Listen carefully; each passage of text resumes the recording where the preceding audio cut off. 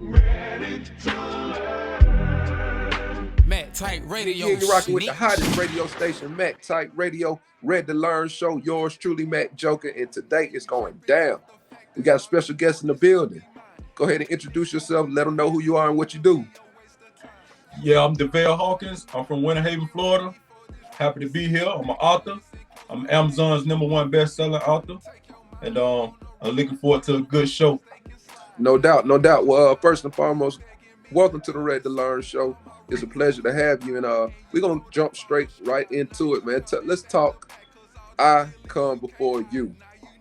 Let's talk. I Come Before You. How did the book come about? What inspired the book? Well, what inspired the book is I wanted to do something that I felt or reach out to the people due to the situation I was in. I wanted to get my name back in the streets. I wanted my name to be heard again. So that's what inspired the book, because at the time I started writing this book, I was incarcerated. I had a 22-year sentence. I didn't know if I was getting out. I played out to 30 to life. I ended up getting sentenced to 22 years, and I didn't know if I was getting out or not. So what I did was I took the time out to better myself. You know, after having, many talks and conversations with my mom over the phone, I had been stressing her out all her life. I had been stressing her out all my life. No doubt, no doubt. So, I just wanted to do. All right. So, tell me, Devell, how long did it take you to write the book? It took me about 3 months to write the book. I was at it every day, trying to figure it out, at it every day. I never wrote a book before. I had no help or no guidance on really how to write a book. But then once I really got into it, I figured out that there is no right or wrong way to write a book. Okay. Can you explain a little bit about that? You said there's no right or wrong way. Yeah, there's no right or wrong way to write a book, because everybody has their own unique writing style, and the way they like to write their book. Like, some people like to make outlines, different chapters. Some people just go off the top of the dome and write exactly what's on their mind at that present moment. Right. So, and that's me. I write what's on my mind at the time, and then I place it in the book wherever I feel it fit. Wherever I want to place it, I feel it fit right there, then that's where I place it at. And I just kind of elaborate on that to go into the next chapter or the chapter before. That's dope. That's dope. So let's talk about it, the incarceration. So what was your initial sentence? Well, I played out the 30 to life, and I was sentenced to 22 years. So the way the federal system worked, they have this thing they call levels. Okay. They got a category system, point system, and they got these levels and stuff like that. So that's what you be sentenced by. Wherever you fall at in the category or on that chart sheet, that's where you be sentenced. So the judge have the discretion to give you 3 levels. Okay. For accepting responsibilities. That means taking a plea. So I played out the 30 to life. The judge gave me 3 levels for accepting responsibilities, and that brought me down from 30 to life to 22 years. 22 years. Yeah, man. 262 months. And let me tell you something, bro. In that courtroom, the federal courtroom, they make it sound like it's nothing. When I got back to my cell, I was still counting 262 months. Wow. I'm like, I'm still counting them months, bro. Right now, I'm still counting. Man, how long is that? Right. Man, y'all give out this time, like, you know what I mean? Right. Like, nothing. Right. Man, I gotta ask you, Devell. So, I mean, just being faced with that much time, I mean, what kept you going, brother? Because I know some would, just fold like a lawn chair. You know what I'm saying? Yeah, man, I'm really not into folding, bro. I'm a fighter. I'm a warrior to the end. So I'm really not into all that folding stuff. I'm more so of a guy that like to take on the challenge. Okay. Like I'm gonna take on the challenge however it comes. Okay. So I mean, I ain't have no choice. I couldn't win this battle, for the sentence or whatever. It was either get the life sentence or, just take the plea, whatever, No So doubt. I was caught red-handed back against the wall. Wasn't nothing I can do on this one. But you know, it turned out how it turned out, man. You know, Right. and I don't regret nothing I did in the past, man. You know, I was a real force out here in these streets. I wasn't your biggest drug dealer, nothing like that. I was a low level drug dealer, you know, but I was a stick up kid. I was, you know, I was robbing, I was doing all kind of stuff out here in these streets, man. Of course, I sold drugs. So I mean, anybody can sell drugs. You know Right. what I mean? So, I don't regret nothing I did. That's what made me who I am today. You Okay. know, No. which is a totally different person today. You know, and I actually be talking to some of the youth around here in my community. They look up to me. They respect me. I got street cred. So everything is all good. It's all love. You know. That's what's You up. know. That's what's up. So now you find yourself kind of coaching the youth and keeping them on the right track and what have you. Right. No doubt. So let's talk. Take us through the through the Senate. Yeah, you know, take us through that, man. The whole little process. Yeah, man. So what happened is, you know, once I was sentenced, I went in. I was dyslexic. I couldn't read, couldn't write. I was 28 years old when I went in, and I couldn't read and write. I didn't even understand the paperwork from the courthouse that I was given.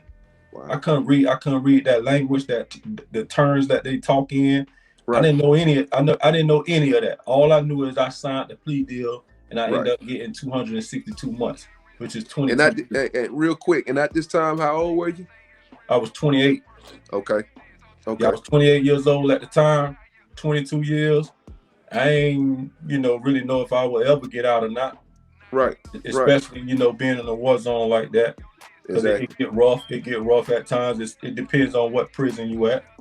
And in the United States, the feds can see you anywhere in the United States. Anywhere. It didn't matter. They can see you anywhere. As long as they keep you in the United States, they can send you to anywhere.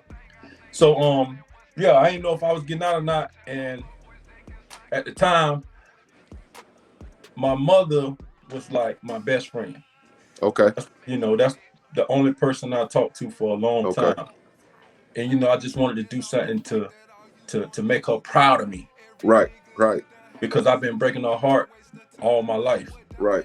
So I wanted to do something to make her proud of me. She always wanted her kids to graduate high school if you ain't anything else. You know, or have some type of high school certificate of completion or whatever. So what I did, I knew I couldn't read and write, and that's always been my weakness. That's been my fear. That's the only thing in life that I really feared. So I decided to take on that challenge. And when I took on that challenge, man, I stayed at it. It took me 7 years to get my GED, and I finally got it. And when I got it, that day, I remember that day, man, my mama came to the prison to my graduation, man. I mean, it was tears of joy. I know that's right. Just to see her happy, you know? Right. And I accomplished something that I never thought I can accomplish. Well, No I achieved something I never thought I can achieve. No doubt, boss. No doubt. Well, double salute, man. You know, and again, just, you know, staying down and taking on that challenge, you know, like you said, embracing that challenge and going head on strong with it. So you're incarcerated, and so how did the situation with Kim Kardashian come into play? Oh, well, before I get to that, I'm gonna tell you about this book thing first. Okay. Because the book thing came first before the Kardashian move showed up. Okay. So what happened is, after I got my GED, I challenged myself. What else can I do while in prison? What else can I do while in prison to make some type of impact, to get my name back out there? You know, to make people notice that, hey, there's a change going on within myself. Exactly. So that's when I wrote this book. And when I wrote the book, I had no idea how I was going to get it published. I had no money, just a little commissary money. Right, because you still behind bars. You still still locked. Right. Yeah, I'm still locked up doing time. So I ain't know how I was going to get, you know, my book published. So what I did was I found out there was a lady out in Oklahoma named Crystal Perkins. Okay. And she catered to the guys that's in prison. She catered to them. She has her own publishing company where she help guys in prison publish their book, get their books published. That's all she do is help you get your book published. But she also has her own marketing thing going on too, that you can purchase that service as well. Wow. So what happened? Wow. I called Tracy McGrady from the prison.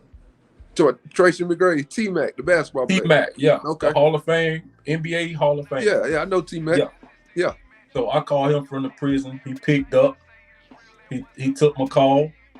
And, you know, I just explained to him that I was walking in a new path. Right. You know, I was going in a new direction. I ain't that same guy that, you know, he once heard of out here in these streets, you know, terrorizing the streets. You a changed man now. I'm a changed man now. Right. So he gave me the opportunity to become a self-published author. Oh, man, and that's what's up. I had Crystal Perkins, which is the publishing company, the lady who run the publishing. I had her call T-Mac. He said, well, you tell them to call me, and I'll speak with them. So she called. The next day, she had the check in her hand, and she was helping me get my book published. It was just a blessing, man. I thank T-Mac for blessing me. Yeah, that's a big time blessing, man. Big time. So, you know, I want you to just elaborate a little bit, Devell, if you don't mind, on redemption, second chance, man, because, you know, everything that you've been through, I can imagine that you appreciate just having that second chance and not taking things, you know, for granted. Right. Can you just, you know, speak to that just from your experience and just, you know, being back out here again and, you know, a changed man? Well, I didn't know I had the influence that I do have. Okay. I quickly learned that, you know, after doing the things that, you know, that made me a different person. I quickly learned about the influence that I had. So I didn't know I was getting out of prison, but I was continuing to better myself. I wanted to be just a better person overall. Oh, okay. So you didn't even know, and you still just working on yourself. Right. Still just, that's what's up. Right. So what happened is 15 years later into my sentence, okay, Kim Kardashian shows up to the White House, speak to Donald Trump about me, speak to Donald Trump about this law, and I am this law, and I claim it, you know, from the things that I'm doing. Shortly after that, Donald Trump signed the bill into law, the First Step Act, and I was coming home. Dang. So I always tell people I am Mr. First Step. Right. Due to the fact of the things that I'm doing. You know, I'm trying to change lives. I'm letting my story be heard. I'm not holding back. You know, I put away my pride, you know, and I'm just letting it all out there. Right. So I am Mr. First Step. And I'm going to keep pushing. I'm going to keep talking. And I'm going to keep, you know, I'm going to just keep going, man. I'm going to keep going, man, until the breath is out my body. Right. Right. Yeah. Well, you know, like I said, you definitely a fighter. You're definitely a warrior, man. And, you know, ain't no foe in you, like you say. So for people out there that's listening, man, that may have somebody incarcerated or, you know, going through something similar, facing a lot of time, what best advice would you give them, or, you know, pass along or share with them, man, just to help them get through that time? Because, you know, you kept pushing, boss. Like you said, right. You didn't even know you were getting out, but you still right. doing the things to better yourself as a man. So what advice would you give to somebody that may be going through something similar? Well, I would tell them that always tell yourself you can do it. You can do it. Whatever you put your mind to, you can do it. It's not over with. You can do it. So if you start changing, or you start or doing things that you always wanted to do, right? Listen, it's people out there that would notice that, and you wouldn't have a clue that they noticed it, and all of a sudden things in your life will go to changing. You know, I mean, it's not the end. You right. still here. You still here on earth. It's not the end. So there's things that can happen in your life that you don't even know yet. You just gotta believe. You know, whatever you believe in, the higher power, whatever you believe in, always involve the higher power. Whatever you believe in, right? Whatever your religion is, whatever it is, always involve that into what you're doing. Right, right. No doubt. It's like manifesting. You're manifesting. Say that part. Yeah. Exactly. So, how was it then when you come home, and how was it when your I guess some of your old boys, homeboys or whatever, and they noticed your change? Was it hard trying to let them know, like, hey, this the new me, I've changed? Or did you have to cut off, any of your old running mates? Or how was that? Because sometimes, if you got some, some of your homeboys or some friends, they used to you one way, and then you make a transition, and it could be for the better. In your case, yes, it was, but some may not react to that and accept that. You know what I'm saying? So how was that in your situation? Were you faced with any of that? Did you have to cut ties with something? In my situation, I was always a leader. Okay. Right? So whatever decisions I make or whatever move I make, people follow. Right? So since I was always a leader, it was like, right now, today, right, some people kind of got their eyebrows up, kind of looking out the side of their eye like, damn, when he gonna snap again? Right. You know what I mean? Right. They don't really believe what they seeing right now. Exactly. They don't believe what they're seeing. So they still think, some people around here still think, I'm in the same community, bro. In the same community. I'm in the same community. Right. So some people still thinking like, this can't be really him. This can't like, be the bear. At some point, he's gonna lose it. He's gonna snap and turn back into that old person. Right. But little do they know, I buried him. Buried him. He dead. He gone. Yeah, I buried that old person that ain't. That's right. That's what's up. You know what I mean? So as they keep watching me, what they do is they become a part of my marketing strategy. Speak on that a little bit, Devell. Those are the people who, the word of mouth. Right. Those are the people who creates the word of mouth. You see what I'm saying? Like so that's why I'm gonna keep pushing.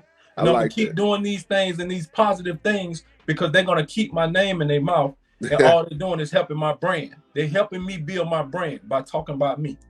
I like that. So that's how I look at it, bro. I don't even take it as a negative. All of that stuff positive, man. You need that. You need that. You know what I mean? Right. That keep it balanced.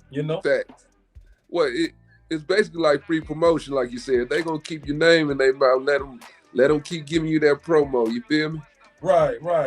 No doubt. So that's how I look at it. How long have you been home now? I'm right at 2 years right now. Right at 2 years. Okay. Right at 2 years right now. Congrats. Right at 2 years, and this third year really finna be very, very exciting. Oh yeah. Yeah, I just wrote my first movie. They'll be shooting it sometime early next year. No doubt. Yeah, and the movie is named directly after the book, I Come Before You. No doubt. And that right there is available Amazon. On Amazon. It's available on Amazon. You search my name, Devell Hawkins, on Amazon. Bestseller, right? We got to put that in front of best-selling author. That's right.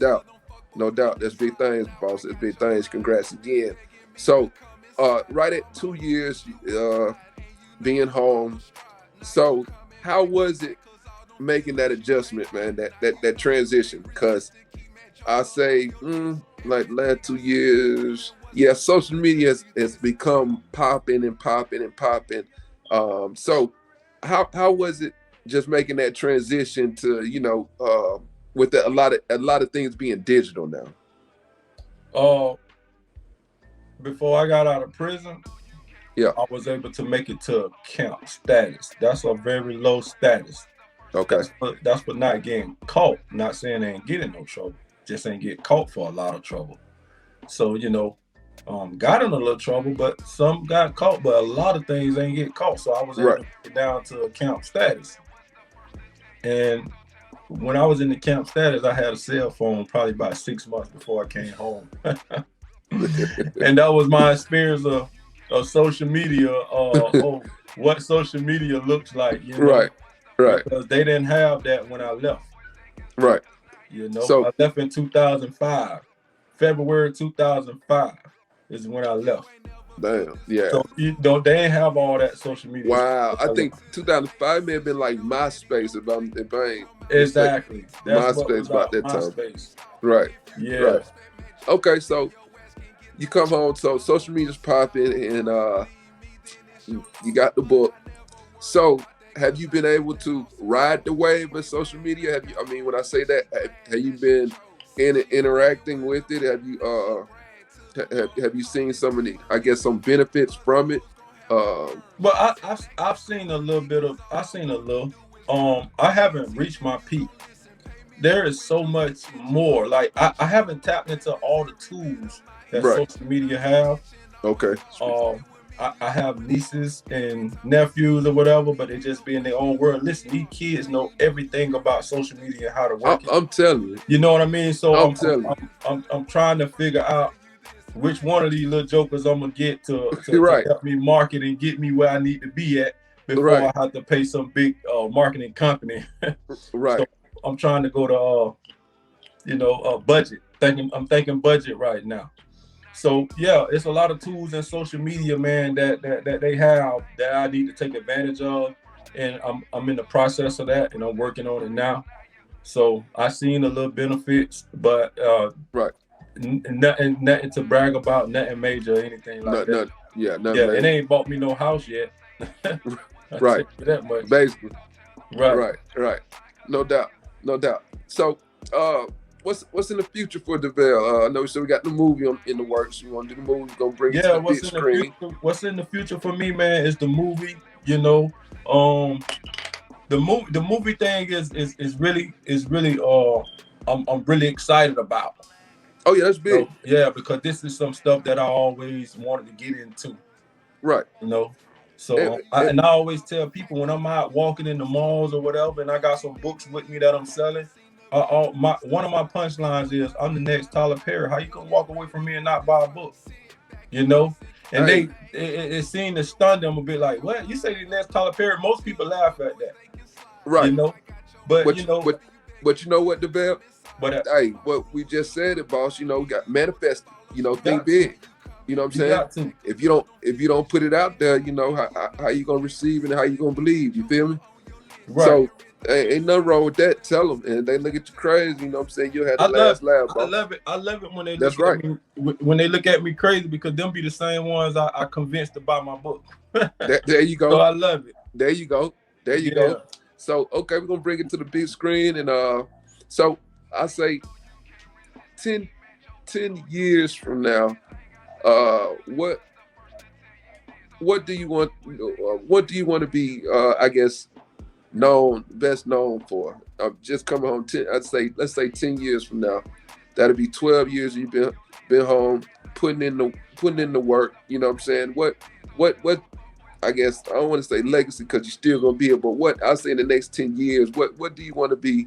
You know, I guess the quote unquote new Devell. What do you want people to just really just, you know, recognize about you being a changed man?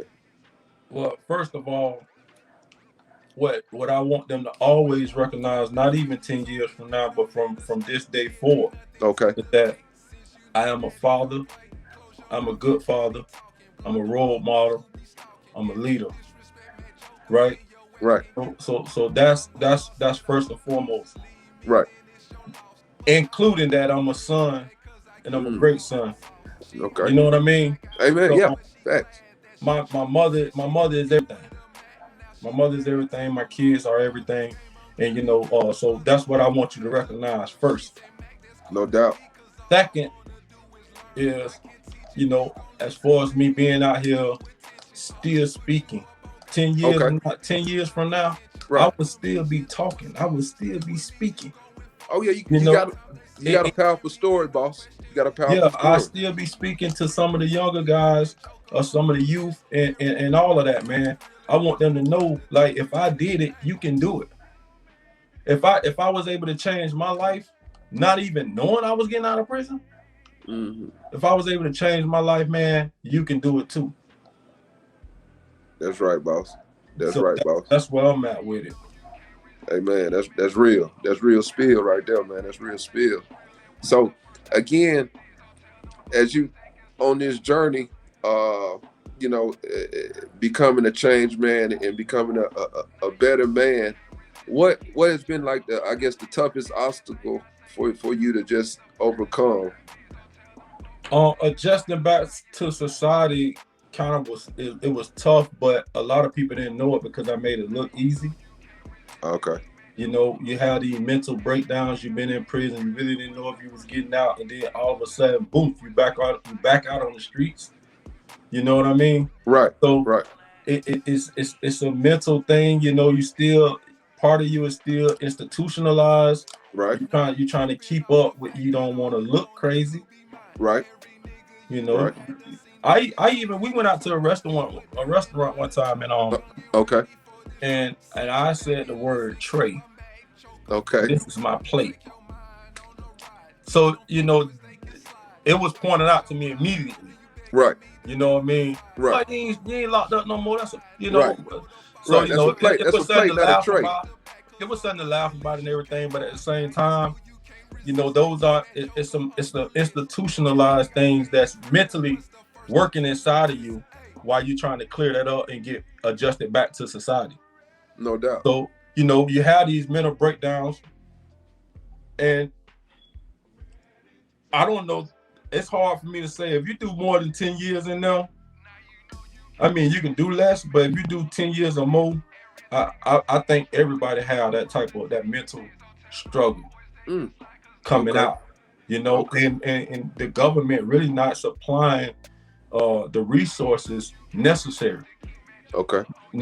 I'm not talking about keeping us in there longer. I'm talking about helping us while we out, when we get out from doing significant time. Right. A long time. You know, trying to get back into society. Right. You know, I think they should have more aggressive programs in place, because they do have some programs in place, but they're hidden. Okay. And it's like a needle in a haystack to go and look for them and find them and get what you need. Right. It's a needle in a haystack, man. You know what I mean? So I think they should have more aggressive programs to help people like myself, you know, with housing, with food, with income. Right. And I'm not even just talking about a job. I think the government should actually give people who do 10 years or more a check for at least their first 5 years out. Every month, them people should receive some type of benefits or income, right, for the first 5 years they out after they did 10 years in prison. No doubt. I mean, I'm just talking, but hey, it could happen. I don't see, that ain't nothing wrong with that, until that individual get their feet back on the ground and get up and running. Right. Like you said, man, 10 or more, 10 years or more, man, that's tough. Trying to make, get back out there and really start from scratch, so to speak. Yeah, because some people struggle more than others. Exactly. Like me, I was in prison at 28 years old, man. I couldn't read or write. You know how embarrassing that feels to tell somebody I'm a grown man, 28 years old, and I can't read that. I can't read my own letters that come in the mail. Bro, that shit. Hey, bro, I double salute you, bro, for real, man. Like, for real, just to accept that. See, I think a lot of times, before anybody can make any type of change or anything, you got to accept reality. Right. You know what I'm saying? You got to accept the reality. So, like I said, I just want to double salute you again, boss, for taking that accountability, accepting reality, because you said at that point in time, at 28 years old, you couldn't read or write, but you ain't high from it, man. You're like, okay, let me work on that. Let me, let's change. I faced it head on, man. I had to overcome my fear, because that's been my biggest fear all my life, is education. But I overcame. Let me ask you a question then. What would you say is the biggest thing that is wrong with the prison system? The biggest thing that is wrong with the prison system is they are scripting things. They scripting you down. Okay. They're stripping you down from the programs inside of the prison, so they're making less programs. Okay. So what happens is if you and then the game time, right, they're okay, not giving you credit. They're making you serve more of your time. The only thing help you is if a law passed that affects your situation, then you can get out according to a law getting passed that affects your situation. You know, good luck with that. But they are taking more and more of the programs out of prison. Wow. They don't have the resources, the manpower of people who's dedicated to really putting that work in with the prisoners to show and teach them things that the trades, right, trades and stuff like that. So what they doing is they making it a real war zone, you know, because if you don't have nothing but a basketball or football, right, or soccer ball, volleyball in right, prison, that's all you really got in there, right, you know. Right. The programs, if you taking all the programs, what's going to happen? Tension going to rise, you know what I mean? That's every right. day, you know, every day people waking up to the same thing, the tension going to rise. And guess what? Now you end up with riots, you end up with people getting stabbed, you end up with people getting killed. So the more you take out of these prisons, the more you torture the prisoner instead of rehabilitating the prisoner. Right. So what happens is they turn on each other like wild dogs. So you talking about the inmates turn on each other? The inmates turn on inmates, man, because it just the environment gets so it gets so bad and so frustrating. And what happens from there, you know, the temperatures flare. Right. You know what I mean? The temper. Everybody, you know, quick temper nowadays, like especially when the summertime hit. Right. Every summer. Right. You got the blacks fighting. Right. You know, other race. You got the whites fighting another race. Or you got the Spanish race fighting another race. You know, every summer it's popping off. Every summer. Every time it get hot. You know, there it is. So while you doing your time, were you the one that stayed themselves, stayed in your lane, just I pretty much kind of stayed in my lane. You know, I think my presence alone kind of speaks for itself. You know, it's all about the way you carry yourself. You're right. You're right about that. I carry myself like a man, not a child. I ain't running around the prison playing games. Okay. You know, with other men, like, you know, and making myself vulnerable. Right. You know, so it's just all about the way you carry. No doubt. And you ain't never lied about that. You carry yourself with some respect, you're gonna get treated with some respect. Right. No doubt. So is there, I guess your book's doing well and we're gonna bring it to the big screen. Can we get another book from you? Oh, another book in the works? I'm working on one right now. A lot of people thought this book right here was about my life. I Come Before You, but this is actually a fiction story. Okay. My life story I'm working on right now. So next year, which is right around the corner, you'll be hearing about that. So I want you to tap in with me. Most definitely. And have me back on the show. Most definitely. Most definitely, boss. And that's amazing, man. You already you about done with the second book. I'm in it. I'm gonna just say I'm in it because I don't know how far I'm gonna go on. That's right. Okay. Yeah, I don't have no expectations on exactly like, okay, I'm gonna just stop at 200 pages. You know, I don't have that in my head. I'm just writing the story, and however far it takes me, then that's what it is. That's right. And you know, that is the best way to do it. Hey, you know, that's my word too. That's right. At every post I write on Facebook, I always end it with, that's right. That's right. I like that. Man, making big moves, man. Devell, again, you got an incredible story, man. Just for the simple fact not being able to read and write to where we at on the second book, boss. Yeah, and I made Amazon's #1 bestseller. Yeah, right, and Amazon bestseller. Say that. That's big. That's big, boss. Again, man, double salute. You're doing major, great things, man. I'm glad you got your feet on the ground. You know what I'm saying? It sounds as if you're very appreciative of this second chance, man. You're making the best of it. Yes, sir. Again, you welcome back anytime, and I'm going to have you back when you get done with that second book. We locked in, we tapped in. Before you get out of here, though, I would like your thoughts on Clubhouse, because the connection did come from Clubhouse. It was sparked from Clubhouse, and then right. You being back home, fresh on these streets.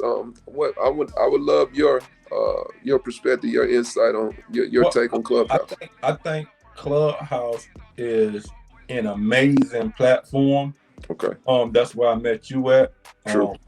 So I think Clubhouse is an amazing platform. If you're not on Clubhouse and you know somebody on Clubhouse, I think you should have them invite you immediately. The platform is on the rise. They constantly adding more tools for you to use on Clubhouse. And right now, man, that's like one of the biggest platforms it is out here. One of the most intimate platforms, right? Where you can be able to actually talk to live people.